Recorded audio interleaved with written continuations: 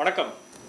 சபீர், கூட்டணி ஆட்சி அமைப்பதற்கான அந்த நடவடிக்கைகளை இப்போது டெல்லியில் அதற்கான உச்சக்கட்ட பரபரப்பான நிகழ்வுகள் தொடர்ந்து அடுத்தடுத்து நடந்து கொண்டிருக்கின்றன. முதலில் தற்போது தேசிய ஜனநாயக கூட்டணி கட்சிகளின் இந்த எம்பிக்கள் கூட்டம், அந்த கூட்டணி கட்சி தலைவர்களோட கூட்டம் நடைபெற இருக்கிறது. இந்த கூட்டத்தில் புதிய இந்த நிபந்தனைகள் மற்றும் அந்த ஆதரவு கடிதங்கள் பெறுவது உள்ளிட்ட பல்வேறு அம்சங்கள் தொடர்பாக ஆலோசிக்கப்படுவதாக இருக்கிறது.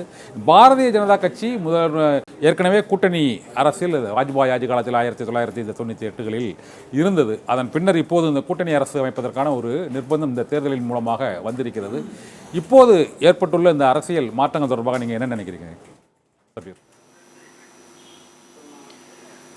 மீண்டும் இந்தியா ஒரு கூட்டணி ஆட்சி முறைக்கு திரும்பி இருக்கிறது அப்படின்றது வரவேற்கத்தக்கது. நீங்க இந்தியாவை பொறுத்த வரைக்கும் இந்தியாவுடைய வளர்ச்சி அப்படின்றது, பல்வேறு வளர்ச்சி திட்டங்கள் அப்படின்றதெல்லாம் ஒரு தனிநபர் பிரதமராக இருக்கும் போது நடந்திருக்கிறதா அப்படின்னு பாத்தீங்கன்னா அதெல்லாம் நேரு காலத்துல நடந்திருக்கிறது. அதுக்கப்புறம் முறை அப்படின்னு வந்ததுக்கு பிறகு அதுதான் இந்தியாவுல கோல்டன் எரா ஆஃப் பாலிடிக்ஸ் அப்படின்வாங்க. சோ அந்த விஷயம் அப்படின்றது தொடர்ந்து ஒரு அந்த சமயங்கள்ல அந்த கூட்டணி ஆட்சி அப்படின்றது ஒரு செக்ஸ் அண்ட் பேலன்சஸோட நடக்கும்.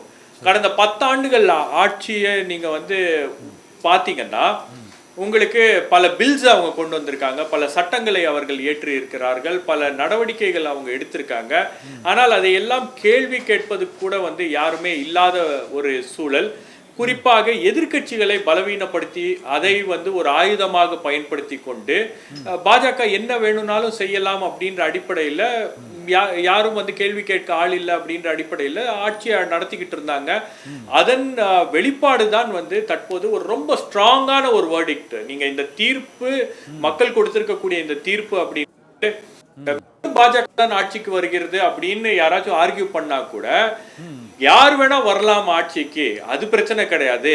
ஆனால் யாருக்கும் அந்த வானளவிய அதிகாரம் படைத்தவர்களாக யாரும் நினைத்து விடக்கூடாது ஆட்சியாளர்கள் அப்படின்ற ஒரு மெசேஜை தான் மக்கள் ரொம்ப உறுதியா இந்த மெசேஜை தான் கன்வே பண்ணியிருக்காங்க அப்படின்னு பாக்குறேன்.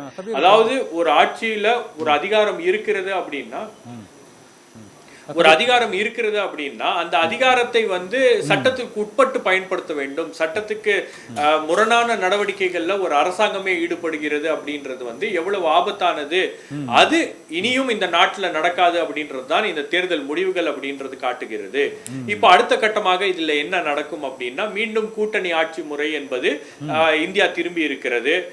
கூட்டணியில இருக்கக்கூடிய கட்சிகளோட அவங்களுடைய சம்மதத்தோட தான் அடுத்த கட்ட எந்த நடவடிக்கை எடுத்தாலும் அதை எடுக்க வேண்டியது இருக்கும். ஒரு பெரிய விஷயம் ஒண்ணு பண்றாங்க அப்படின்னா நீங்க நிதிஷ்குமாரையும் சந்திரபாபு நாயுடுவையும் கேட்டுட்டு தான் பண்ண வேண்டிய ஒரு கட்டாயம் என்பது தற்போது பாஜகவுக்கு ஏற்பட்டிருக்கிறது. 240 தொகுதிகளில் பாஜக இருக்கு, சிங்கிள் லார்ஜஸ்ட் பார்ட்டியா வந்திருக்காங்க. இப்போ கூட்டணி அமைப்பதற்கான அந்த நம்பர்ஸ் அப்படின்றது அவங்க கிட்ட தான் இருக்கிறது. அப்போ அந்த நம்பர்ஸை வச்சு அந்த சந்திரபாபு நாயுடுடைய டிமாண்ட்ஸ் என்னவாக இருக்கிறது, அவங்கள கேபினெட்ல இன்க்ளூட் ஆகணும் அப்படின்வாங்க. அப்போ ஒரு கூட்டு மந்திரி சபை தான் உருவாக போகிறது. கடந்த 10 ஆண்டு காலமாக அது பாஜகவுடைய மந்திரி சபையா இருந்துச்சு. அங்கே கொண்டு இங்கொண்டு அகாலிதள், அதுக்கப்புறம் ஒரு சில கட்சிகள் உள்ள இருந்தாங்க, கேபினெட்ல இருந்தாங்க. ஆனால் தற்போது உருவாகக்கூடிய ஒரு கூட்டணி மந்திரி சபை அப்படின்றது முழுக்க முழுக்க அது பல கட்சிகளுடைய இன்வால்மெண்டோட இருக்கக்கூடிய ஒரு மந்திரி சபையாக இருக்கும்.